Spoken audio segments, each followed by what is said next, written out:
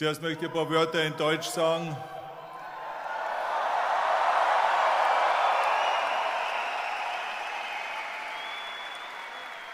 Ich bin sehr glücklich, hier in München zu sein, weil München ist für mich eine sehr wichtige Stadt. München war für mich das Sprungbrett nach Amerika.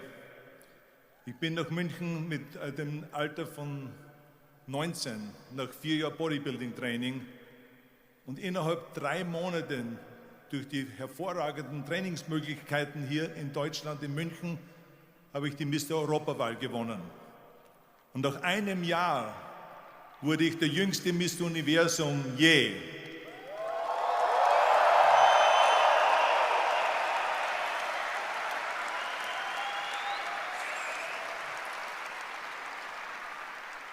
So, meine Karriere, meine internationale Karriere hat hier in München begonnen.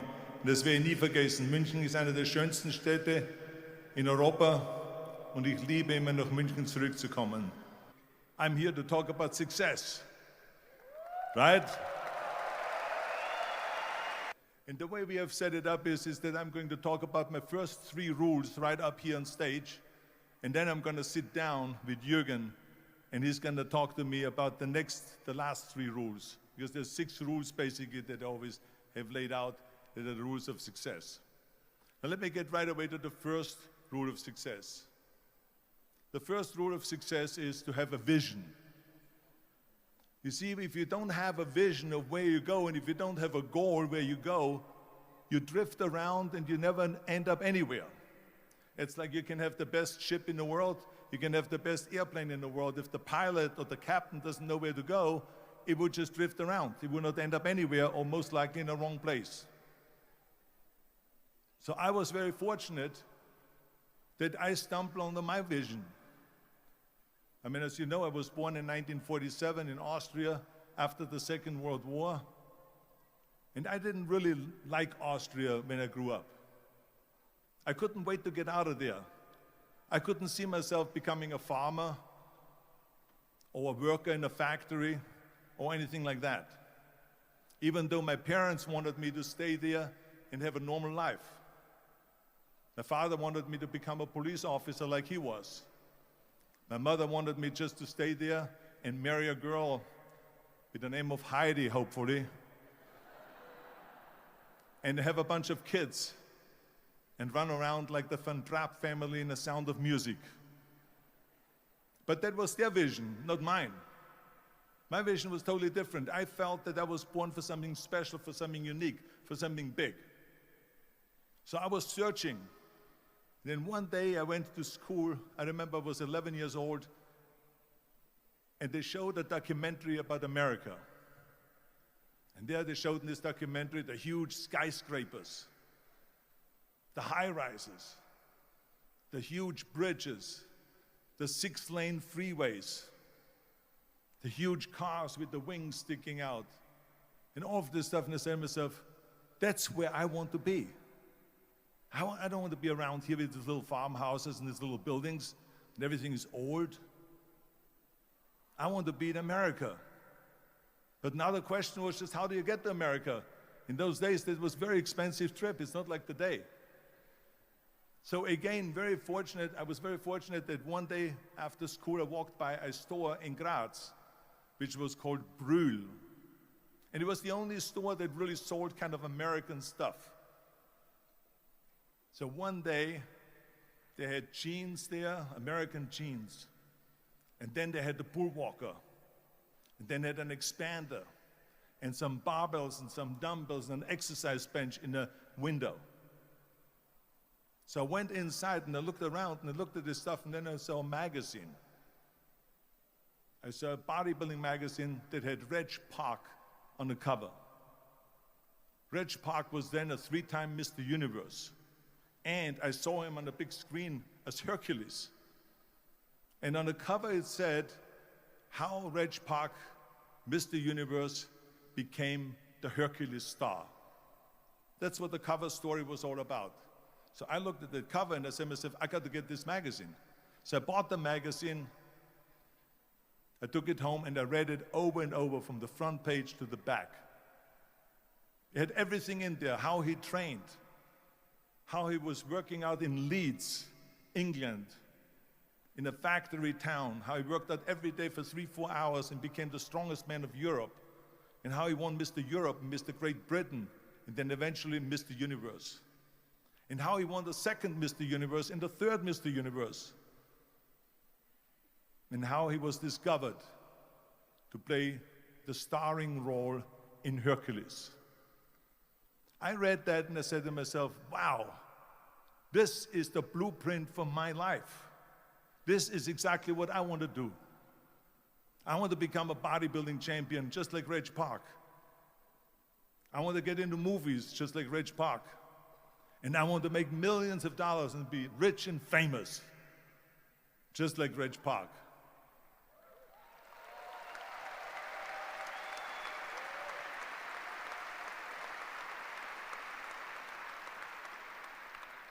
Do you know how great it felt that I knew where I was going?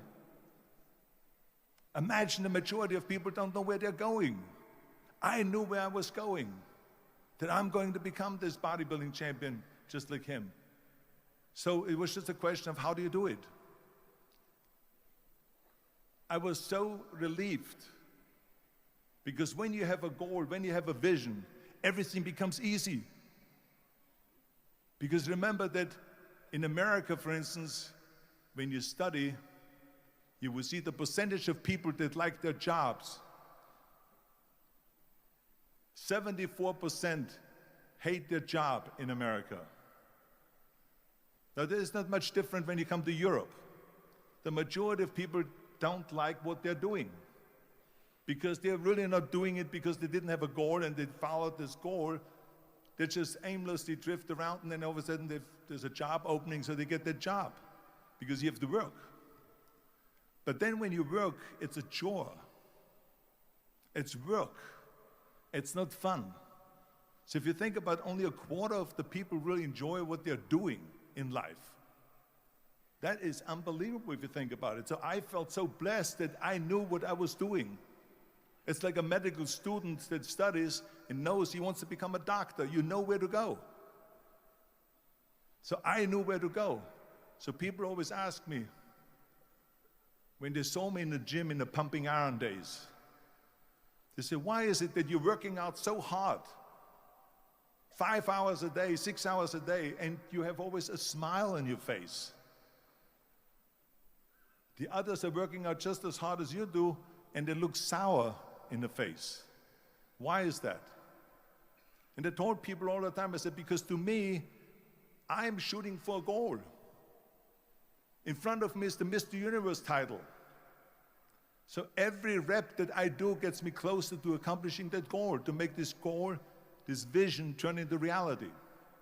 Every single set that I do, every repetition, every weight that I lift will get me a step closer to turn this goal into reality. So I couldn't wait to do another 500-pound squat. I couldn't wait to do another 500-pound bench press. I couldn't wait to do another 2,000 reps of sit-ups. I couldn't wait for the next exercise, for the next half hour of posing and all the kind of things that you have to do to be a champion.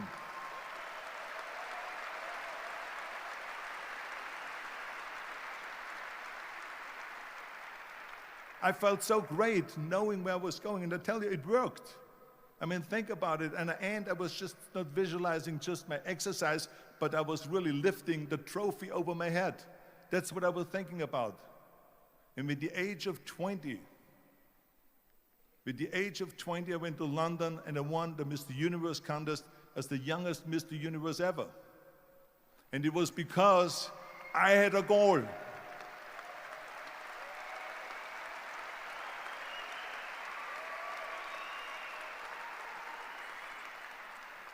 And this is no different than anything else, what I'm talking about. This is not just about bodybuilding.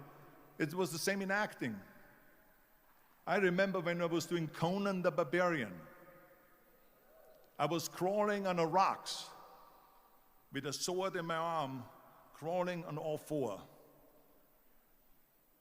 And of course, being that it's Conan, I didn't have clothes on or anything like that, right? So I was kind of, my knees were bare, my elbows were bare and everything else, and I'm crawling on the rocks.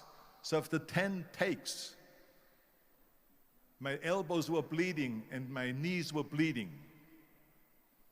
And the director came to me and he said, Arnold, I'm so sorry that you have to go through this, but we need one more take, a close-up of you crawling with the sword towards the camera. Can you handle one more take? And I said to him, I don't know what you're talking about. He says, I'm totally fine. He says, but you're bleeding. I said, because I don't feel it, because I can visualize what the scene will look like in a film. And I'm so excited about this scene.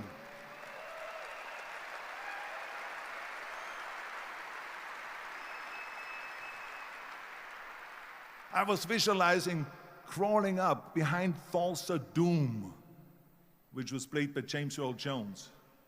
Crawling up behind Falser Doom with the sword slowly, and then rising up behind him and whack, cutting his head off. And the head spins in the air, slowly with blood all over the place, and slowly falls down the steps and rolls down the steps. And his body slowly falls sideways.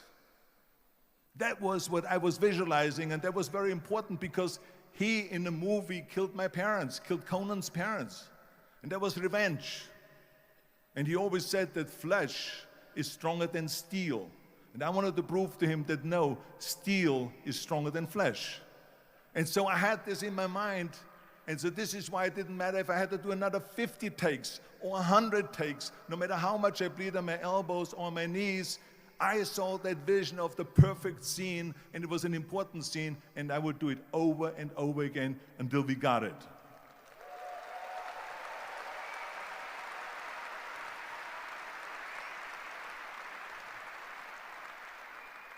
And the same thing is also in politics.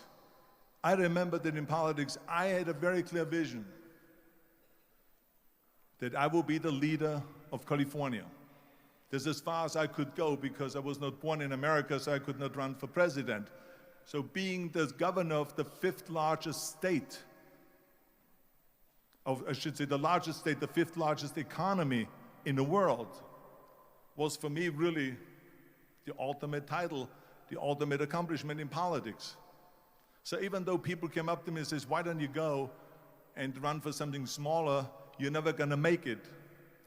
I ran for governor, and then 2 months later I became governor of the state of California. Again, because I had a very clear vision what I'm gonna do with California. So let me tell you something, visualizing a goal and going after it makes it fun. You got to have a purpose no matter what you do in life. You got to have a purpose. So that's rule number one, have a vision. Rule number two is, don't listen to the naysayers. Don't listen to the naysayers.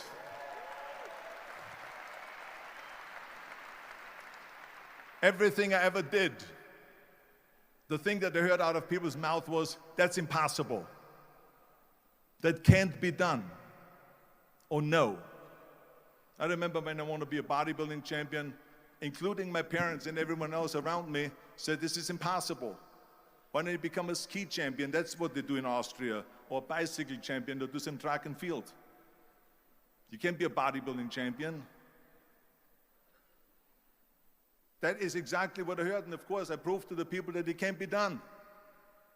So whenever someone said to me, it can't be done, I heard it can be done. When they said no, I heard yes. And when they said it's impossible, I heard it is possible. Because I am a strong believer.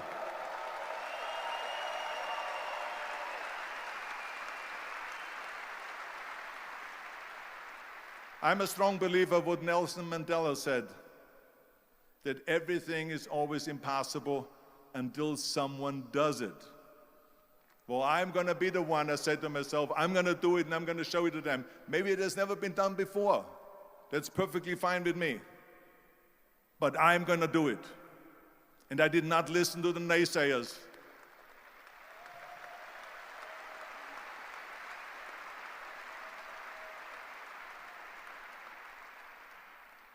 The same was also when I went into, not just in bodybuilding, they said no. When I wanted to come to America, when I wanted to go to America, they said it's impossible. There's no money that you have to fly even over there. You have no money when you go over there to live with. And what do you think, they're going to wait for you? They have plenty of big bodybuilders over there. It was all no, no, and it can't be done, it's impossible. And I remember then the same thing happened also when I went into the show business. Can you imagine? I was now a bodybuilder. I weighed 250 pounds. I was Mr. Olympia 6 times. I was Mr. Universe 5 times, and Mr. World and Mr. International. I won 13 World Bodybuilding Championships altogether. And now I said to the agent, the Hollywood agent, I want to get into movies. He said, that's funny, Arnold. I asked a studio executive, I say, I want to get into movies. I want to be a leading man. He started laughing. So they all say it's impossible. I said, why is it impossible? He says, because look at how big you are. You weigh 250 pounds. Hercules bodies and muscular bodies weighing 20 years ago. 20 years ago, they did Machista and they did all these Samson movies and Hercules movies and stuff like that, but not anymore. Arnold, this is the 70s. Do you know the sex symbols today? It's Al Pacino. He weighs 150 pounds. It's Dustin Hoffman. He weighs 146 pounds. And guess who else is a sex symbol? Woody Allen. So imagine they're telling me now that those are the new sex symbols. So do you ever forget about it? And then they told me, says, and your accent, even if you reduce all your body weight and everything and have a normal body, your accent. I said, your accent, I mean, it will go give people goosebumps. With the German accent, it will get people the creeps. They will get scared. He says, no one in Hollywood ever has become a leading man that had an accent. Doesn't happen. People in America want to hear their actors talk like John Wayne, or like Burt Reynolds, or like Clint Eastwood. Not like someone on Hogan's Heroes or something like that, some Nazi movie. This is the kind of stuff that they heard. They said, no, you see, it's impossible. And plus your name who can pronounce Schwarzenegger or something like that. No one can pronounce that, so forget about it, Arnold. This is the kind of thing that I heard. Imagine, you go from studio executive to studio executive, from agent to agent, from manager to manager, and they all said exactly the same thing. Now that's very encouraging, isn't it? But you know something? I didn't give a shit. I didn't.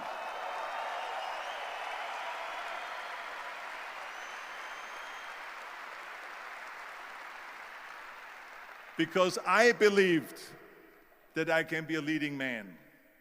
I believed that I could be another Clint Eastwood, or another Burt Reynolds, or another Warren Beatty, or whatever those characters were, Charles Bronson, and so on. I believed that I could be those people. I said, there's enough room on that ladder that I can fit up there. And I looked back again and learned from what I learned in sports. In my case, in bodybuilding.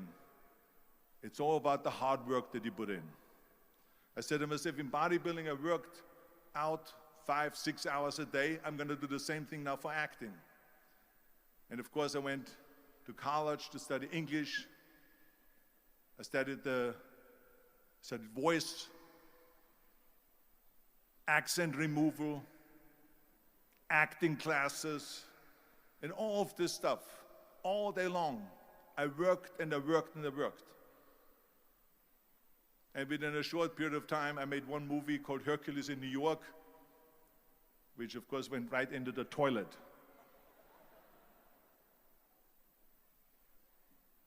But it didn't discourage me. I still had the same vision. And then all of a sudden I did Streets of San Francisco. I did Stay Hungry and Pumping Iron and The Villain. And then all of a sudden I was asked by Dino De Laurentiis and by Universal Studio, the biggest studio, to star in Conan the Barbarian. And after I did Conan the Barbarian, the director at the press conference said to the press, the director was John Milius. He said to the press, if we wouldn't have had Arnold, we would have had to build one. So think about that.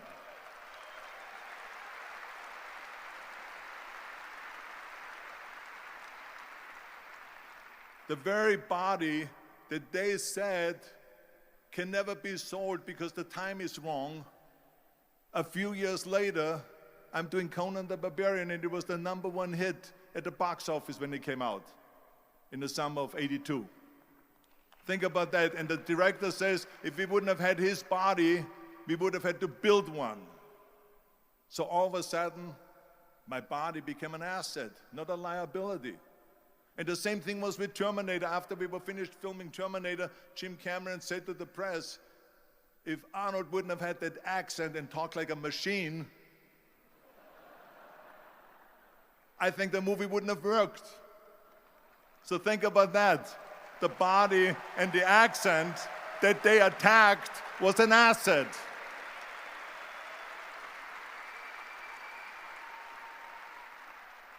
But I didn't listen to those losers. I didn't listen to them at all. Because that's exactly the way it was in politics again, when everyone said no, no, no, and it can't be done, and then became governor of California. And this is with everything like that. This is just the reality of it, is that you cannot listen to the naysayers. So this is a very important lesson for all of you. So when someone says, no, this is a stupid idea, you in your mind, you don't have to say it, but in your mind just say to yourself, fuck you, you're an asshole. What do you know?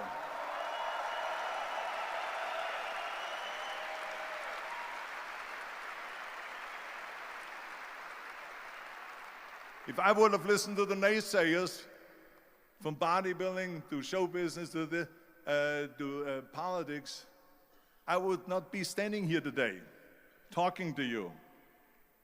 I would be in Austria in the Alps yodeling.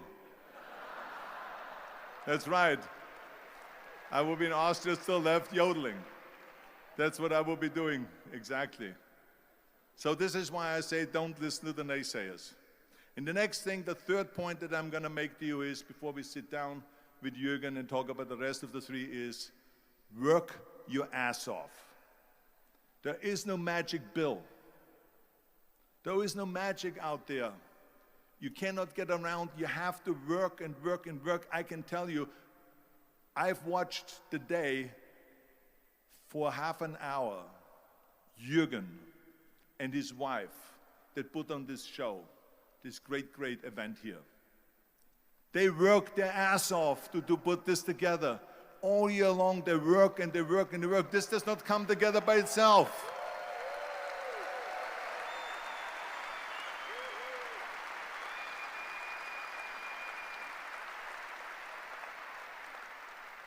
For half an hour, they were running around and making phone calls and doing this and that and talking to their aides and make sure this is happening, make sure there's the water out there. Talking about water, love water. Make sure of this and make sure of that and all that stuff. So it's work. And it drives me crazy when people say they don't have enough time to go to the gym for 45 minutes a day and work out. Or to do something for 45 minutes to an hour a day to improve. If it is physically improve or if it is mentally to improve. Imagine you read 1 hour a day about history. How much you will learn after 365 hours in 1 year. Think about if you study about the history of musicians, of composers, how much you would know. Imagine if you would work on a business, on some business that you want to develop every day for an hour. Imagine how further along you will go and get. So it drives me nuts because we have, when people say we don't have the time, we have 24 hours a day. We sleep 6 hours a day, so that gives you still 18 hours. Now there's someone shaking their head out here in front. They say probably, I don't sleep 6 hours, I sleep 8 hours, right? Or just sleep faster.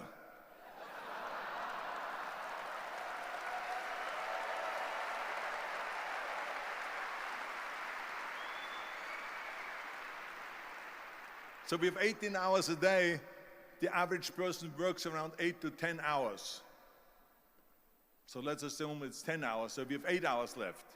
Then you travel around an hour a day, maybe 2 hours a day. So now you have still 6 hours left. So what do you do with these 6 hours? What do you do with these 6 hours? Then we eat a little bit, then we schmooze a little bit, talk a little bit to people and all that stuff. But you can see how much time there is available if you organize your day. So you got to work hard. I mean, let me tell you something. When I went to America, I went to college. I went and worked out 5 hours a day. And I was working on construction. Because in those days in bodybuilding, there was no money. I didn't have the money for food supplements or anything. So I had to go to work. So I worked on construction. I went to college. I worked out in the gym. And at night, from 8 o'clock at night to 12 midnight, I went to acting class 4 times a week. So I did all of that. There was not one single minute that I wasted. And this is why I'm standing here today.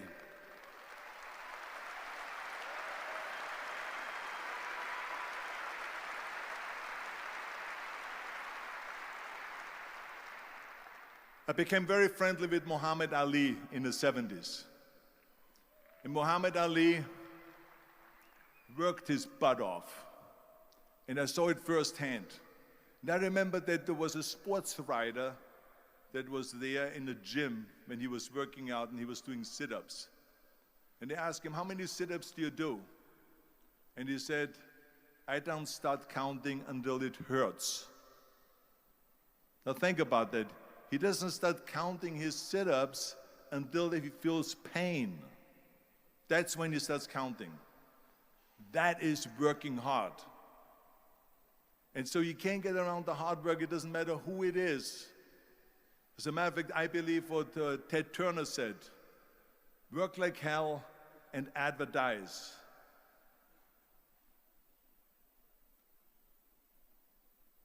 You get it? Work like hell, go to bed, and early to rise, work like hell and advertise. So you work your ass off, and then you let the world know about your work. That's what it is all about.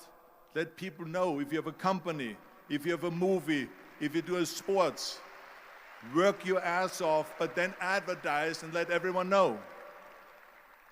So this is what it's all about. So anyway, so those are the 3 main rules that I have here for you today, right here. And then the rest of it we talk about when we sit down now. I think that Jürgen said he's going to pull out some chairs, then we're going to talk about the other one, which is of course...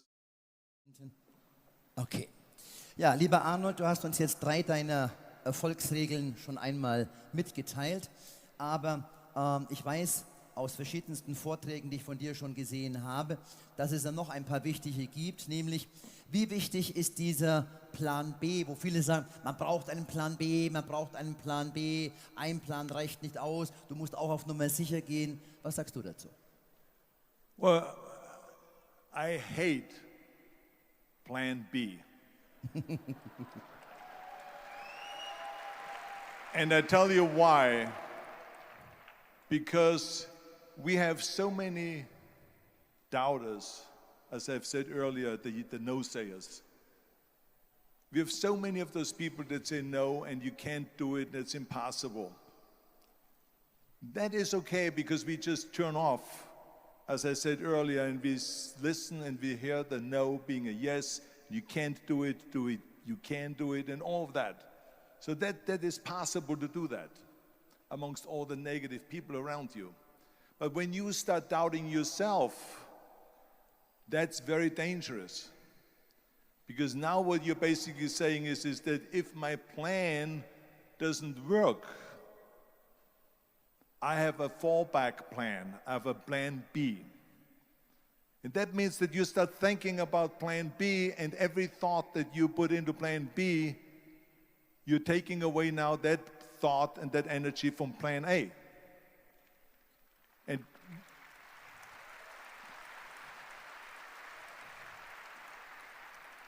And it's very important to understand that we function better if there is no safety net, because plan B becomes a safety net. It says that if I fail, then I fall and I get picked up and I have something else there that will protect me.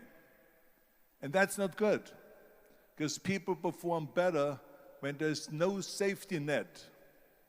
People perform better in sports and everything else if you don't have a plan B. I'm telling you, I've never ever had a plan B. I made a full commitment that I'm gonna go and be a bodybuilding champion. I made a full commitment that I'm gonna be in America. I made a full commitment that I'm gonna get into show business and I'm going to be a leading man. No matter what it takes, I will do the work. I will do the work over and over and over until I get it.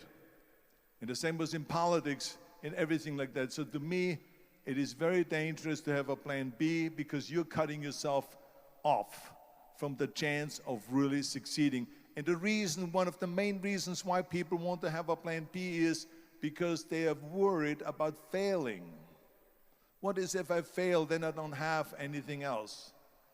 Well, let me tell you something. Don't be afraid of failing, because there's nothing wrong with failing. You have to fail in order to climb that ladder. There's no one that doesn't fail.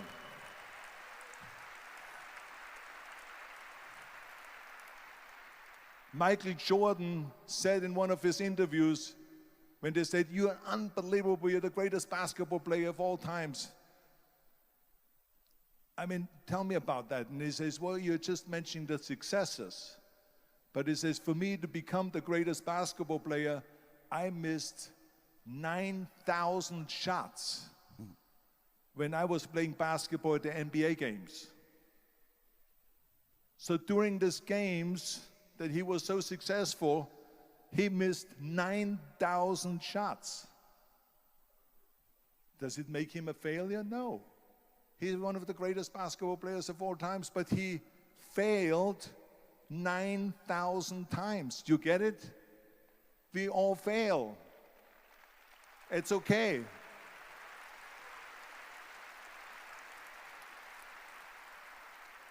What is not okay is that when you fail, you stay down. Whoever stays down is a loser. And winners will fail and get up, fail and get up, fail and get up. You always get up. That is a winner. That is a winner. I failed in bodybuilding. I lost bodybuilding competitions. I lost powerlifting competitions.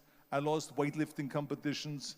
I had movies that went in the toilet and that were terrible and got the worst reviews. And in politics, I remember I had many of the initiatives on the ballot, and we lost. My approval rating in California went down to 28%. And then it went back up again, and I won again the governorship. Hey, we all lose. We all have losses. This is okay. And this is why I say, don't be worried about losing, because when you're afraid of losing, then you get frozen. You get stiff. You're not relaxed. You got to be, in order to perform well in anything, if it's in boxing or if it is on your job or with your thinking, is only happening when you relax. So relax. It's okay to fail. Let's just go all out and give it everything that you got. That's what it is all about. So don't be afraid to fail.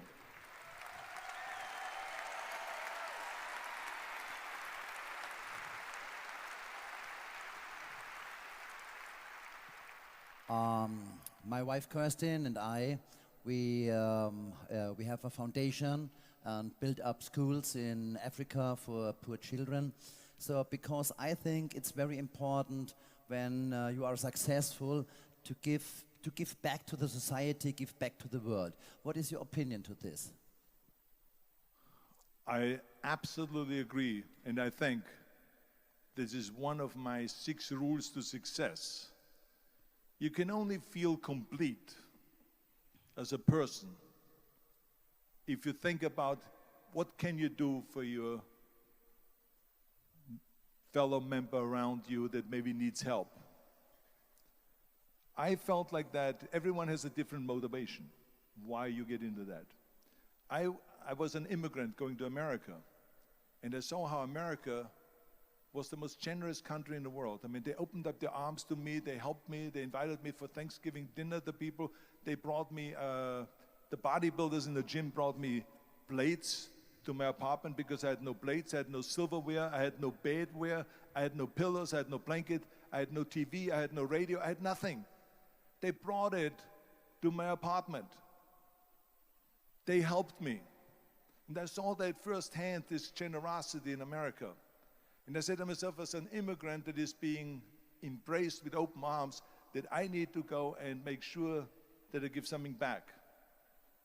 Right? Because I started thinking about how did America become such a great country? How did America become such a generous country? Well, I look back in history and I realized that people have fought for America, and people have died for America, and people have suffered for America. And so it's my job now to contribute to keep it as being the #1 country in the world. And this is when I started feeling obligated, and I said to myself, so what can I do? I'm a bodybuilder, what can I do? Well, then I realized when I saw Special Olympics that I can help and train Special Olympians. And so we started getting involved in Special Olympics, and in no time, I proposed to them to start powerlifting in Special Olympics, to have deadlift, which was a safe thing to do, and to have bench press, which was a safe thing to do. And it became the #1 sports in Special Olympics, powerlifting. They always have a packed hall of 5,000 people. And I became the national trainer and the international trainer of Special Olympics.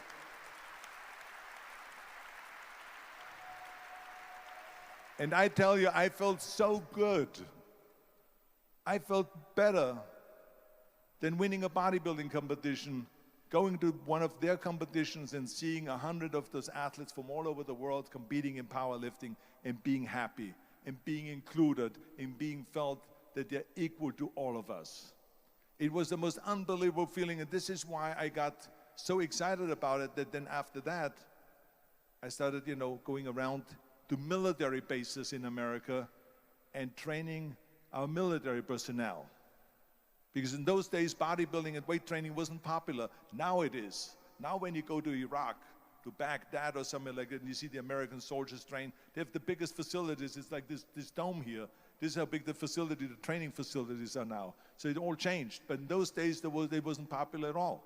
So I went from military base to train the soldiers and the sailors and the airmen and all of them.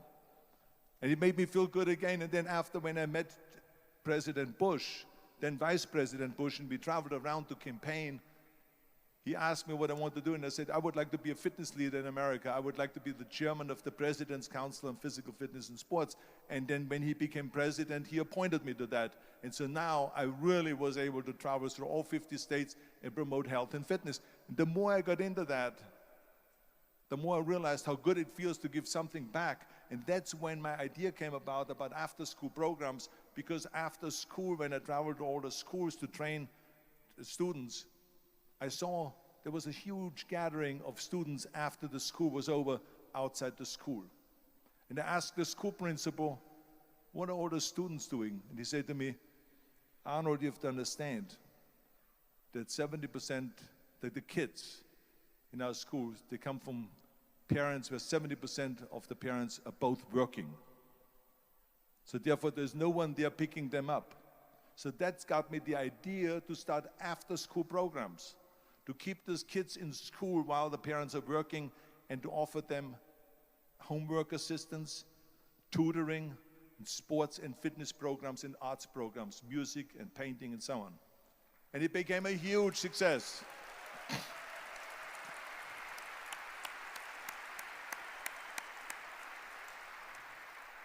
So as you know, it becomes addictive.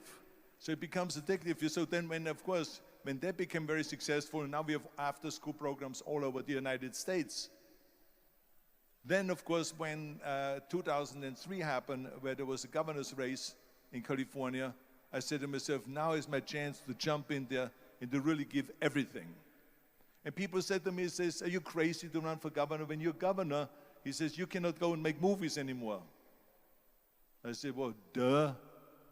I mean, I know that you can't run the state and make movies. Of course not. He says, well, you would lose all these millions of dollars. I mean, you're getting 20, 25, 30 million dollars a movie, you will lose that. I say, I don't care. I say, all the money that I made is because of America. My success is because of America. Everything that I've accomplished is because of America. I say, so for me now to give something back for 7 years and not to make money makes no difference to me. I say, I'm going to do it. And I jumped in the end of the race and did it. And let me tell you something. I'm not poor because those 7 years I didn't get paid. I'm perfectly fine. And it made me feel good that I could give back to America.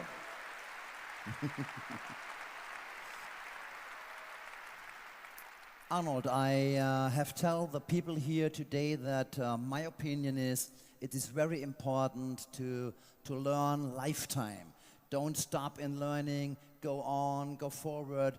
And what do you think about learning? What do you think about to have a coach? Is it important to have a coach? Is it important to have someone who can tell you what you are doing, who can help you? What is your opinion to this? Well, I think that every day we are benefiting from someone helping us. That's why I said earlier, there's no such thing as a self-made man. I mean, when you think about it, you're born and you need your parents to raise you. You need your teachers to teach you. You need your coaches to do sports. And so when I think about back of the people that helped me, as a matter of fact, one person, where's my friend here, Albert Busek? Is he sitting here somewhere? Where is he sitting? Albert Busek, come on out here for a second. Come on out here for a second.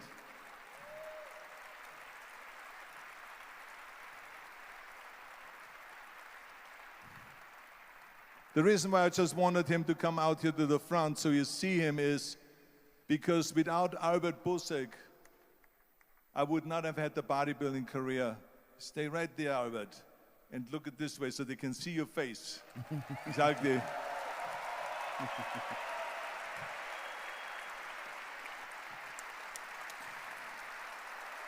Albert Busek was the one, for instance, just to give you an example, out of the thousands and thousands of people that helped me, Albert Busek was one of them that helped me to translate into English so I could fill out my entry form for the Mr. Universe contest.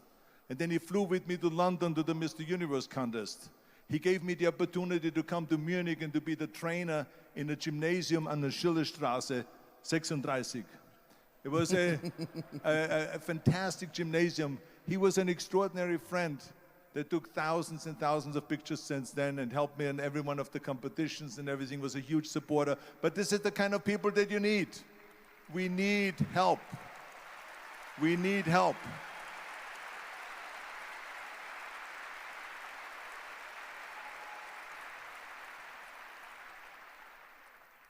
I remember that everything I did always needed help. Think about it when someone says, Arnold, you're the greatest self-made man. I said, you can call me anything you want. You can call me Arnie, you can call me Schwarzenegger, you can call me Terminator, you can call me Governator, but don't ever call me self-made man. I said, because I did not get to that point by myself. I mean, think about just to be successful in the movies. How are you going to be successful in the movies without having an audience? The only one that makes you successful in the movie is the people that go to see the movie. So how can you say to yourself, made man, when you need millions and millions and millions of people all over the world to go and see your movie, so people, then the press looks at it and says, this guy is a big box office success. It's the people. It's you.